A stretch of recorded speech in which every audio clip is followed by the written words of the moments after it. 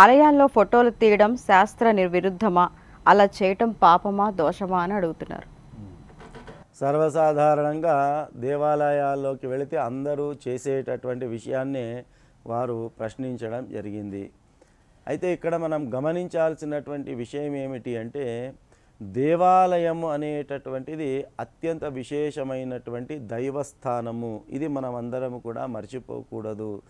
ఏ దేవాలయానికి వెళ్ళినప్పటికీ కూడా ఆ దేవాలయంలో ఉన్నటువంటి మూల విరాట్ ఏదైతే ఉంటుందో ఆ మూల విరాట్కు ప్రతిష్టాపన సమయంలో ప్రాణప్రతిష్ఠ గావింపబడి ఉంటుంది.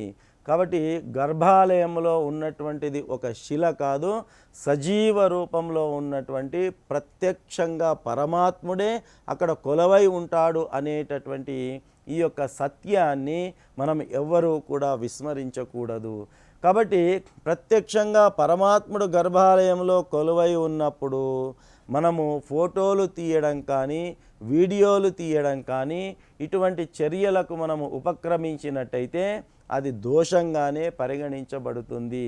కాబట్టి మనము ఆ దేవతా విగ్రహాన్ని బంధించవలసింది మన కెమెరాల్లోనో వీడియోల్లోనో కాదు, ఆ పరమాత్ముని మన మనస్సులో బంధించుకోవాలి. అది నిజమైన ఫోటోగ్రఫీ, అది నిజమైన వీడియోగ్రఫీ.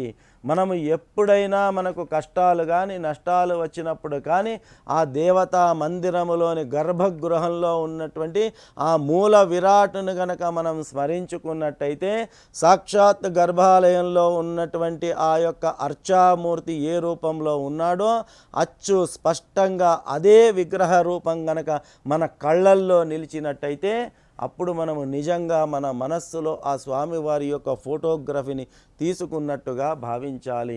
కాబట్టి ఫోటోగ్రఫీ, వీడియోగ్రఫీ అనేటటువంటిది ఈ భౌతికమైనటువంటి విషయాలకు పరిమితం చేయకుండా ఆధ్యాత్మికమైనటువంటి మార్గంలో స్వామివారిని మన మనస్సులో బంధించుకోవడం అనేటటువంటి ప్రయత్నమే మనం ఎల్లప్పుడూ కూడా చేయాలి.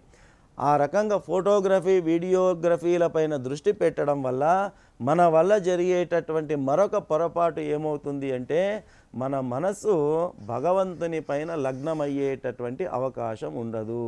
మన కళ్ళతో ప్రత్యక్షంగా పరమాత్ముని చూసేటటువంటి అవకాశం ఉండదు. అంత కష్టపడి ఆయాస వ్యయాసాలు పడి మనము ఆ దివ్య క్షేత్రానికి వెళ్ళినప్పుడు ఈ దివ్యమైనటువంటి చక్షువులతో మనము పరమాత్ముని సంపూర్ణంగా దర్శించుకోకుండా ఎదురుగా ఆ దేవతా విగ్రహం ఉన్నప్పటికీ కూడా కెమెరాల్లో చూడడము ఇది నిజంగా దౌర్భాగ్యకరమైనటువంటి విషయము. కాబట్టి ప్రత్యక్షంగా పరమాత్ముని దర్శించుకునే అవకాశాన్ని మనం కోల్పోతున్నాం ఆ యొక్క చర్యల వల్ల, ఆ యొక్క చేష్టల వల్ల. కాబట్టి అది ముమ్మాటికి కూడా మనము అది అశాస్త్రీయమైనదిగానే భావన చేయాలి. కాబట్టి కెమెరాల్లో, వీడియోల్లో కాదు భగవంతుణ్ణి మనం బంధించుకోవలసింది మన మనస్సులో బంధించుకోవాలి. ఈ యొక్క సత్యమైనటువంటి విషయాన్ని మనము ఎరిగినట్టయితే తప్పకుండా ఆ మందిర దర్శనానికి వెళ్ళినప్పుడు ఆ యొక్క భగవత్ కృపకు పాత్రులవుతాం.